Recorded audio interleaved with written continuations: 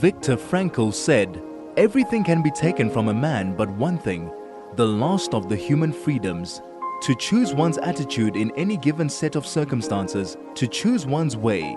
This is Finding Human with Sue Jackson. Stay tuned for the next hour as Sue explores the human psyche, what makes us tick, and how to live better, more fulfilled and more meaningful lives. Only on 101.9 High FM. Hello, this is Sue Jackson on the Finding Human program on 101.9 High FM. And I must admit, it's always I'm so happy to see Craig's face on the other side of my computer, because then I know that I'm safely on air. Thank you, Craig.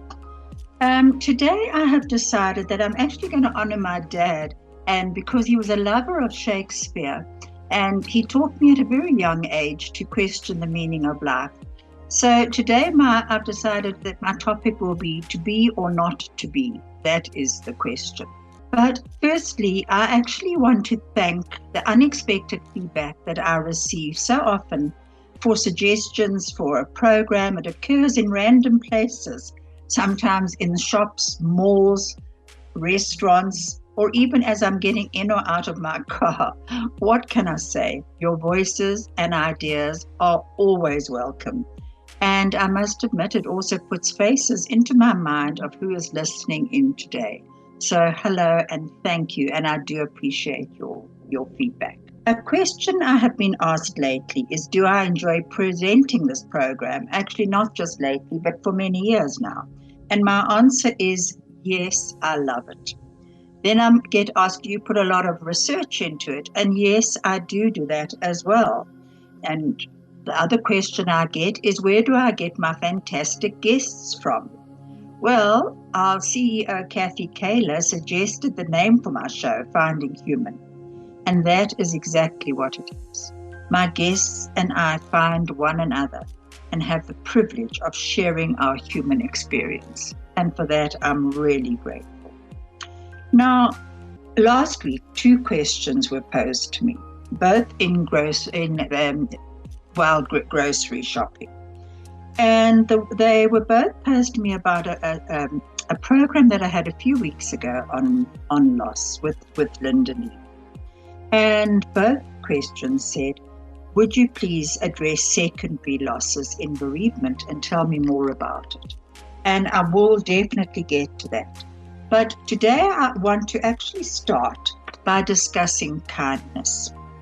Around our Friday night table, our Shabbat table, a few weeks ago, we were having a discussion on a particular incident where a group of teenagers had behaved in a very, very disrespectful manner to people in authority. We were all shocked at this rude display, and it really smacked of entitlement and the belief that they were deserving of special treatment. I will not go into the details, but let me say that there is no place for parents to allow or even to encourage their children to believe that they have the right to behave in this disrespectful manner. None of us are entitled to more than the others, and respect is really needed. And because I have a voice and a place to actually be heard, I am bringing this up now. I'm not going to go into the details of it. So it was around this discussion that we got to the point of discussing how living, what was the meaning of living a life of values, of principles. What is it that encourages us to live as good, caring human beings? How we treat ourselves and others, and how we interact with the world around us. My son-in-law, Paul Koffler, asked what I considered to be the value that I would most want to teach my grandchildren. And I had no hesitation at all in saying kindness. There are different kinds of values, but the values of honesty and kindness are intrinsic values. Khalil Gibran said, tenderness and kindness are not signs of weakness and despair, but manifestations of strength and resolution. And I do believe this very strongly. Extrinsic values are something that we do for another reason, whether it's to gain popularity, fame, or wealth.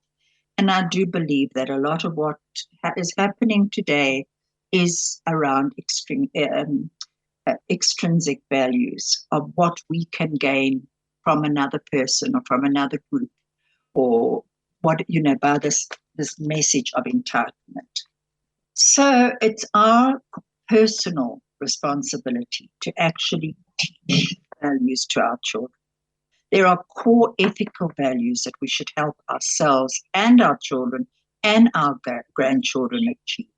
And these are kindness, honesty, care, empathy, loyalty, compassion, respect. If you have anything to add to this, please let me know on SMS 34519, or you can telegram on 061 895 1019. I know some of you say that you actually prefer not to send in messages because you want to hear what I'm going to be saying next, but I promise you there's plenty of time to hear what I'm saying next. And the other thing that, on kindness, by the way, that Shakespeare, going back to my dad, did say, is kindness nobler ever than revenge. So kindness is nobler than revenge. And that comes from As You Like It, which quite amazes me that I actually remembered that and I didn't even look that one up. Dad, you'd be proud of me there. So let's look at All the World's a Stage. Once again, Shakespeare. And we are all thrust into these different parts, not of our choosing often. Our choice is therefore how we respond. This choice is unique to each person and each situation.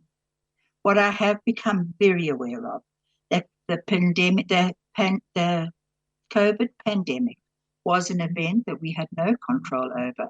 Okay, we could go for vaccines, but what happened beyond the vaccines was not, we had no control over. And so we were left often with what ifs and if onlys, and especially for the people who lost loved ones during the pandemic.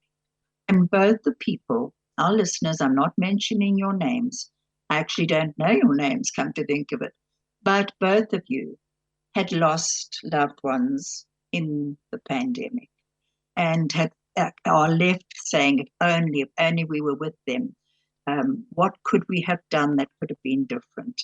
And unfortunately, the pandemic was something that we had no control over. We were put into isolation. We were not allowed to visit loved ones in the hospital. We ourselves actually had to remain at home. It was an incredibly disempowering situation and something that I think we'll be dealing with for a long, long time. I was listening to a YouTube by Julia Samuel. She's a grief therapist, and she talks about grief is a basket of sadness. And she says that every time we take out of that basket a story, our basket feels lighter. That stories are healing when they are shared and they are heard. We are story beings.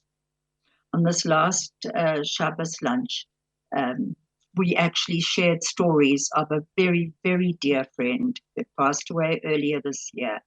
And we all laughed, and sure, where there were tears, but there was laughter, and it was shared time of remembering. This is Finding Human with Sue Jackson, only on 101.9 High FM. You're now going to be listening to a very short YouTube, and I hope you'll enjoy it. There are many things that we can do to help ourselves work through the grieving process. I think the first thing we have to do is to be patient with ourselves and realize that grief does take time. It doesn't come all at once. You're going to have to face challenges like going through the first birthday and the first anniversary and Christmas and all of these significant times and occasions and events that come up every year in which you will miss your loved one again. I think we have to give ourselves permission to grieve, to recognize that grief isn't a sign of weakness, it's a sign that we cared. People say, try not to grieve, try not to be emotional. I think that's wrong. I think we really need to allow ourselves the opportunity to express the emotions, to come to terms with what has happened and how our life has changed. I think we also can learn as much as we can about grief, whether on this website or in some books or videos or whatever. We can get the information that will help us to develop strategies that will help us work through the grieving process. I think one way in which we can help ourselves is being good to ourselves. The most difficult challenge that any grieving person faces is taking the energy you've thrown into looking after someone else and turning that around and looking after me. We're all very good at looking after everybody else, but not so good at looking after me. So try to get good nutrition, try to get some rest, take a break from your grief once in a while, do something that you would enjoy, simple as going for coffee or going for a walk or to the park, and do something for yourself. Don't rush into hasty decisions like what to do about selling a house or moving away or getting rid of the clothes. Remember that grief invites us to remember and work with the memories, and above all, to hold on to hope that as you work through the process, you are going to find life and you are going to find meaning again. This is Finding Human with Sue Jackson, only on 101.9 High FM. Hello, this is Sue Jackson on the Finding Human program, and you have just been listening to Help Myself Through Grief. And this comes from the Center for Grief Journey YouTubes, which are really worth listening to. He talked about working with memories, and Khalil Gibran says that remembrance is a form of meeting. So memories are a form of reconnecting with our loved one. And I do also need to say that we are in the month of Elul, and this is a time of many of our celebrations, our Jewish celebrations. So where he said Christmas, we also are looking at our New Year, Yom Kippur, all our festivals, our different festivals. And if you have just lost a loved one, and these are your firsts of many losses, the first times are so difficult. And just remember, you're not on your own. And that carrying that basket that Julia Samuel was talking about, that basket of sadness, which is grief, carrying that basket on your own is a burden far too heavy to manage. And it needs to be shared. And if you have people to share it with you, please get there. If they're offering their help, accept it. It's not a weakness at all. It's actually a strength to accept help. Courage is a value to live on after the loss of a loved one. And it takes great courage that you never even knew you had. So we need to often stop. And if you know someone who's in grief, acknowledge their courage. Acknowledge their courage just to get out of the bed in the morning, to begin to live within the many smaller losses that occur, which are the secondary losses. Now, these secondary losses can be terrifying and very confusing. And let me just give you a kind of example. Imagine that you are throwing a pebble into a pond. And as you do so, as the pebble hits the water, it makes a big circle where it goes in. But out of that circle, there's created the deep hole and then the ripple effect. The ripples that go on and on and on. Now, this, quite honestly, is like grief. And this is what is secondary losses. The losses that hit you so often, they're multiple losses that you never even thought you would feel. And they often catapult you into what's called an existential crisis, because there's so many feelings and emotions that are associated with grief. And it's the sudden realization that your identity has changed. And this can be very, very frightening. Who are you? Who are you without your loved one? Who are you becoming? Secondary losses if you look at a puzzle and you put all the puzzles together and you look at the missing pieces, let's look at what secondary losses can be. And which are those ripples? They're friends and family sometimes, identity, your dreams for the future, your normal routine. When I bumped into the one person in the grocery store, she also said she had been about to go and buy some salmon, which she always would buy on a Friday for her husband. She used to go on a Thursday and cook salmon, and this time she had to just walk past the counter. Now that is pain. That's facing pain every time she goes shopping. So those are shared things that you used to do for each other. Shared memories, purpose. The purpose in our lives changed. Holiday traditions. This is a big one. December is coming up. And what did you always do with your loved one? Suddenly you have to decide to do something different. Then there's the loss of security, the loss of confidence.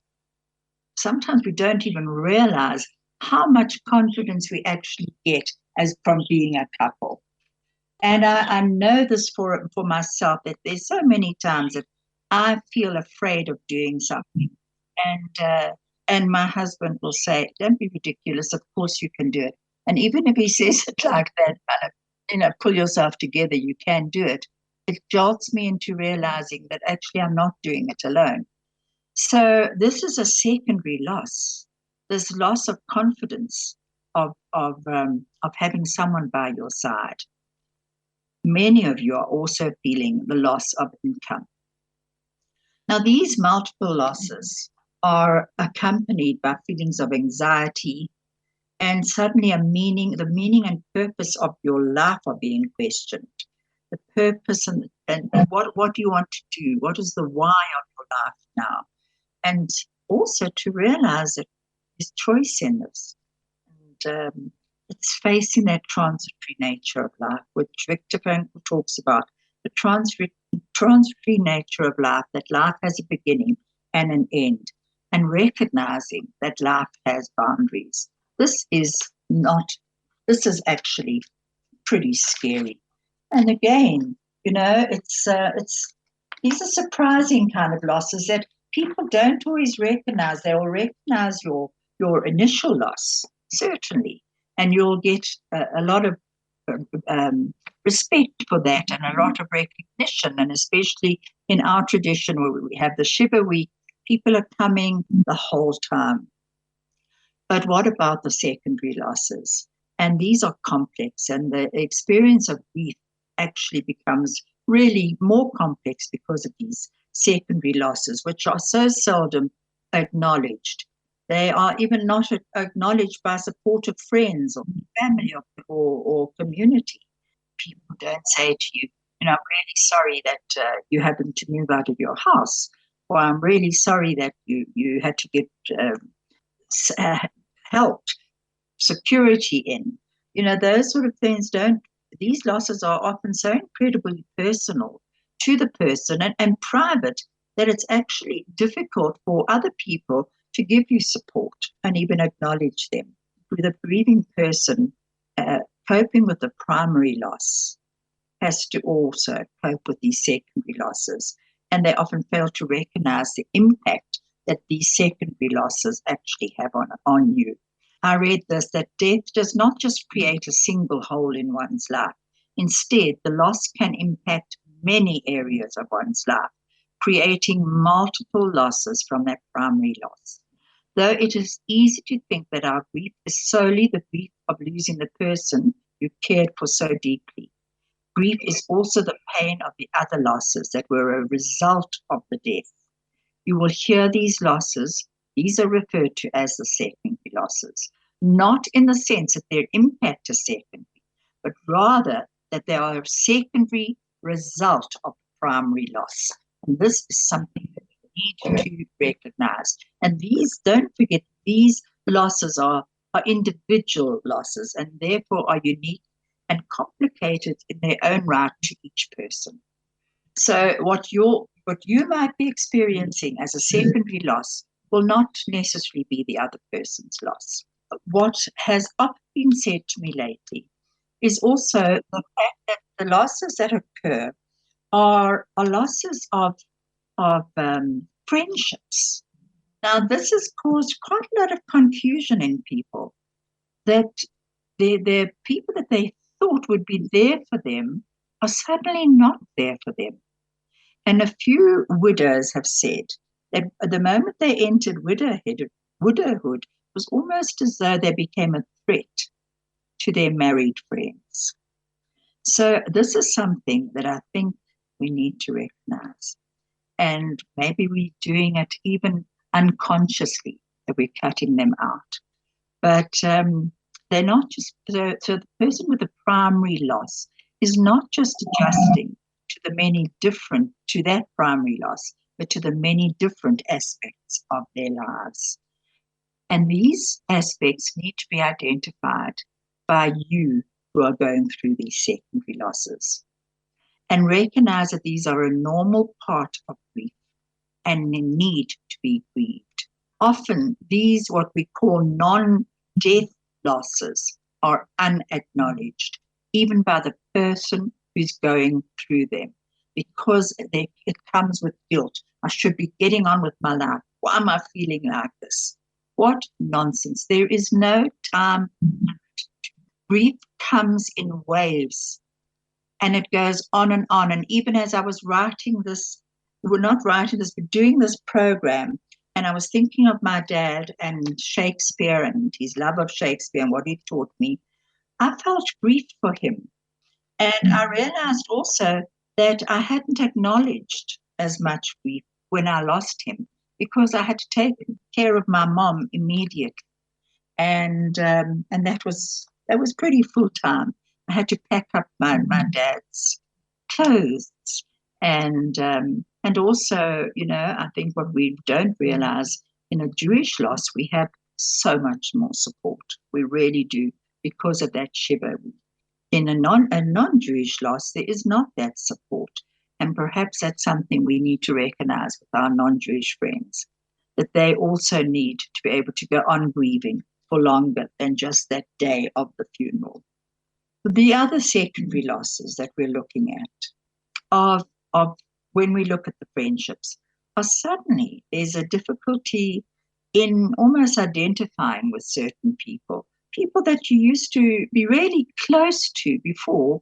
You are now finding it difficult to identify with them. So there's a loss of certain relationships there. And sometimes someone who you were very close to steps away. And this can be very hurtful and is an extra loss.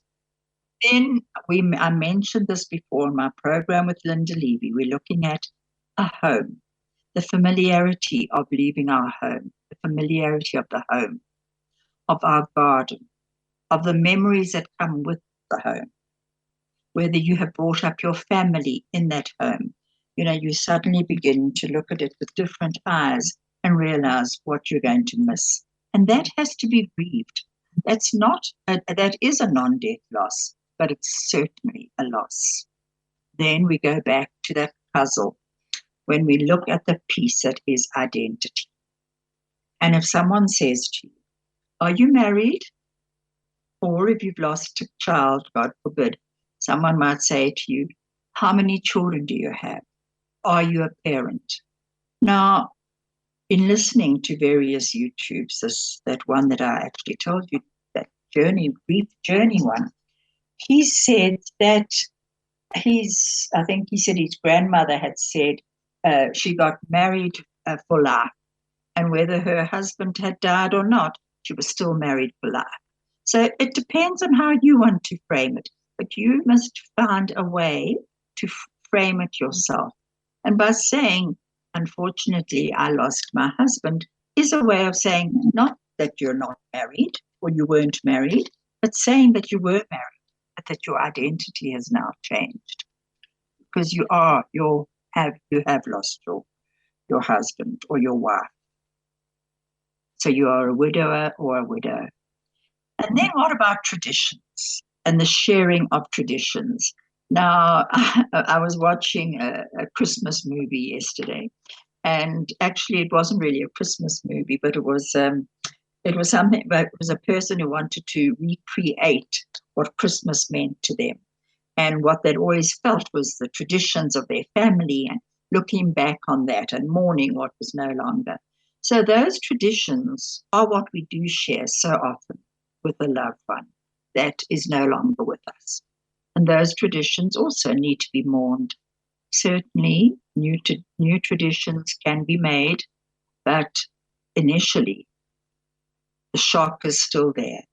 And especially if you're going into a festival time, time of the new year, time of Christmas, whatever we're going into, look at those traditions that you did share before and what you now are having to let go of. Those are secondary losses. Now, moving country. This is a big one, and this is one that comes up again and again, especially with our world as it is at the moment. And we are in a state of transition in South Africa that a lot of people have left, some are staying, but all of a sudden, many people are having to make the decision to go and live where their children are living. Now, this might sound comforting. Well, she or he are going to go and at least be with their family, with their children and with their family. So maybe that's true, and it is true, for security reasons, financial reasons, whatever it might be. But the fact is, there's a huge amount of loss that comes in to moving a country. We'll get back to that shortly. This is Finding Human with Sue Jackson, only on 101.9 High FM. You're now going to be listening to a very short advert as well, also by the Center for Grief, Center for Grief Journey, and it is called "Am I Going Crazy?" Thank you, Craig. After a significant loss, many strange and unusual and even uncharacteristic things can happen. I remember feeling confused for weeks. I knew that my wife had died, but I couldn't believe it. I couldn't accept it. It just didn't seem real. I kept expecting she'd walk in the door any time, or I'd go out and when I came home, I'd be looking to see if she was there. I couldn't concentrate, whether I was at work, reading a book, staring at the same page for hours, watching a TV program and kind of finding that my mind would wander and coming to and realizing I hadn't seen a single thing that was on the program. I found that I was forgetful, forgetting appointments, forgetting things that people had told me, setting out in the car and forgetting where I was supposed to be going. And then when I remembered where I was going, realizing I was on the wrong road. And I began to think, I'm losing my mind. I'm going crazy. In fact, I wasn't losing my mind. I was struggling to accept what was unacceptable and believe what was unbelievable. I think it takes every ounce of mind power to come to terms with this unbelievable, incomprehensible thing that has happened. And so we don't have mind power left over for trivial things like remembering appointments and reading books and so on. I don't mean to minimize it. I think we want to normalize it. You're not going crazy. You're not losing your mind. Your mind is struggling to accept something that is unacceptable. And that takes a while. This is Finding Human with Sue Jackson, only on 101.9 High FM. Hello, this is Sue Jackson on the Finding Human program on High FM 101.9. If you'd like to contact me, please do so on SMS 3. Oh gosh, I've just suddenly got a blank. Craig, just remind me, what's the SMS? 34519. And please just send a message. Sorry, I'm not going crazy now, as that YouTube said, as he said. His view of the world changes, and it's very confusing. And in order to come to the terms with believing what was or is unbelievable. And I think that's a very big one, because people do feel that they are going crazy. But I was talking about moving country. And this, as I said, is a huge, huge loss. One of these huge non-death losses. What sort of losses come into this? It's the loss of friends, of community, of support systems, the security of knowing all your favorite places, the grocery stores, the hairdressers, the pharmacists, the doctors, the dentists. Even when we moved from Germiston to Johannesburg, I remember going back to Germiston, to the dentist, to the doctor, to the vegetable shop even, for years. So here you're moving out of a country and you're moving without your loved one, going to a family. Fine, you might have your children and your grandchildren around you. But I think first and foremost, you need to acknowledge these losses that you're going through. And it's only in acknowledging them, and sometimes even in writing down the familiarity that you are going to be missing. All of those, the memories that you've got of your home, of your South Africa. Look at all of those. Sometimes in writing them down, you realize that no, you're not losing your mind. These are needing to be acknowledged and eventually to let them go.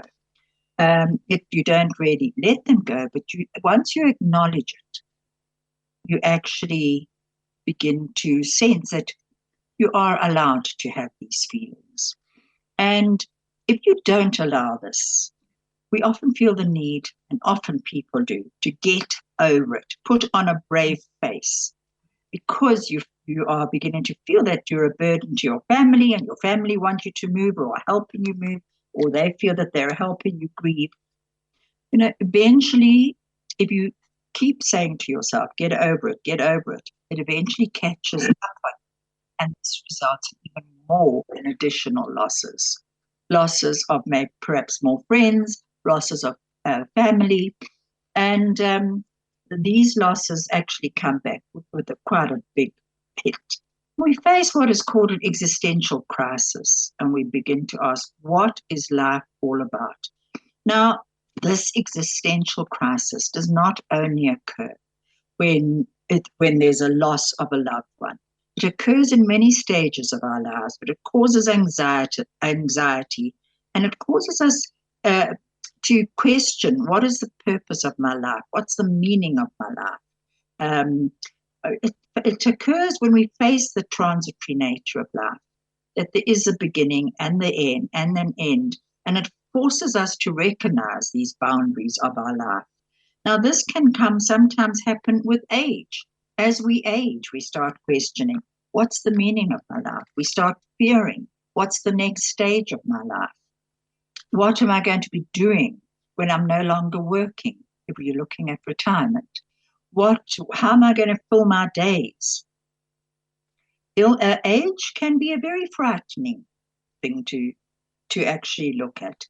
Of course, death with the existential crisis, if we've lost someone, we often ask, what is life all about? What about life-threatening illness?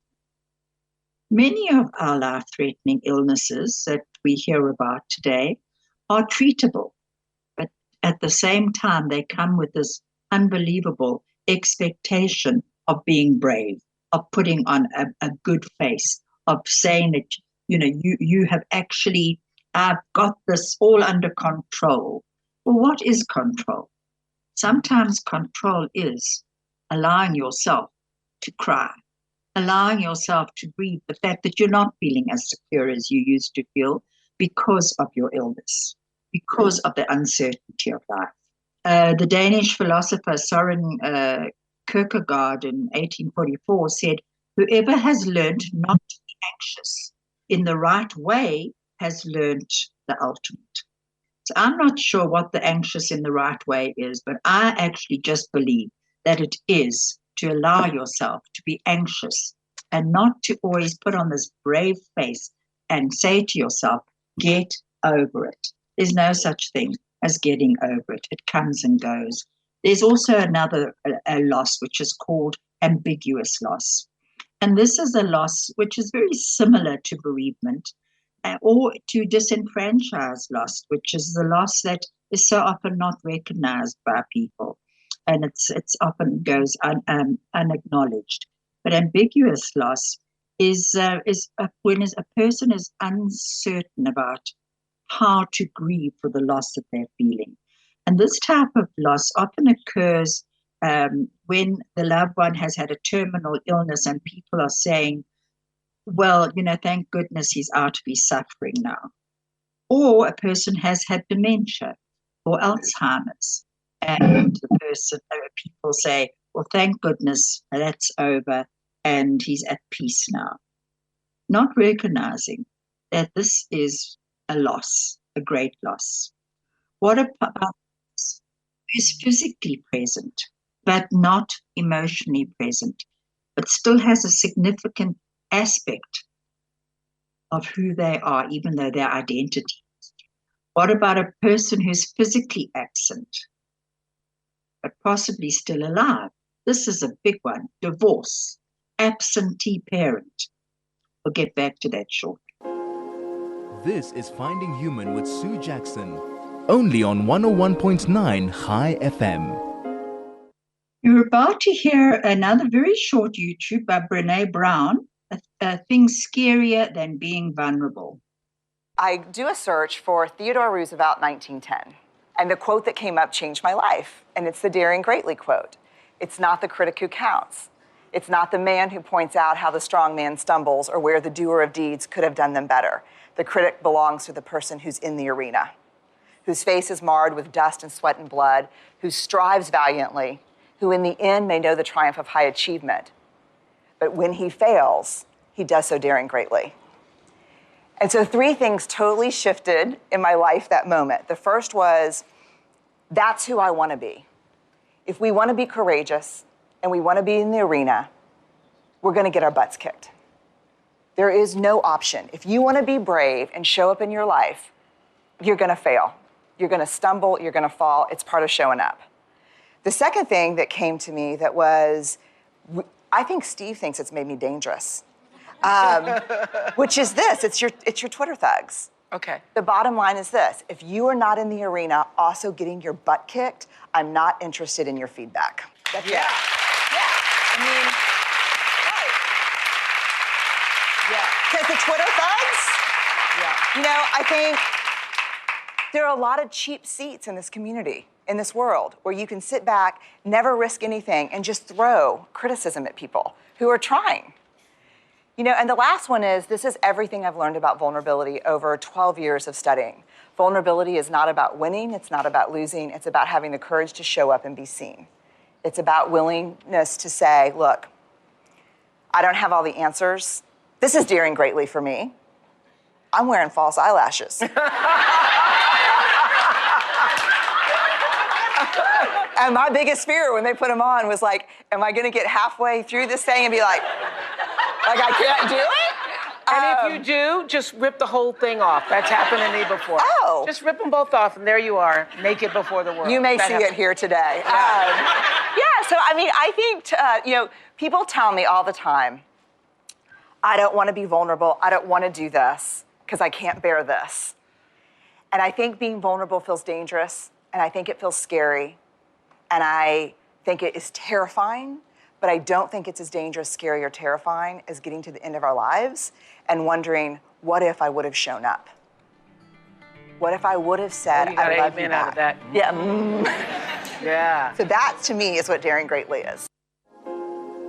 This is Finding Human with Sue Jackson, only on 101.9 High FM. Hello, this is Sue Jackson on Finding Human program on 101.9 High FM. The time is going so quickly that Craig is already telling me to wrap up. I would like to say that Brene Brown on being vulnerable, the scary thing about being vulnerable, and she says getting your butt kicked. Just remember that there is no way to actually grieve, no right way and no wrong way. And what you are doing, as long as you are finding your own way forward, that is what is important. And she said, get your butt kicked. So there'll always be people who criticize everyone else. But remember what the man in the arena said.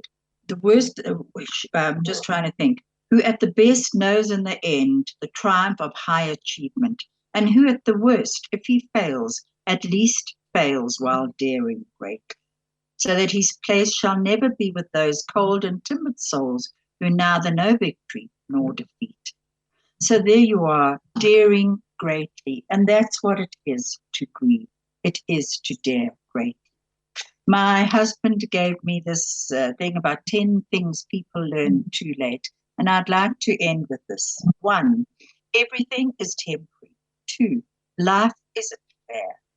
3, family matters more than friends. 4, others treat you the way you treat yourself. Beneath anger, there's always fear. Happiness is a choice and requires hard work. A lifetime isn't so long as you think. The biggest risk is not taking any risk. Things don't matter so much. 10, you played it too safe. And Goethe, the German poet and playwright, scientist, said, whatever you do or dream, you can begin it. Boldness has genius and power and magic in it. So I wish you courage, I wish you boldness, and I wish that you all find that power within yourselves to find the meaning and the purpose in your life. God bless, and I'll be back with you next week. Thank you so much, Praise.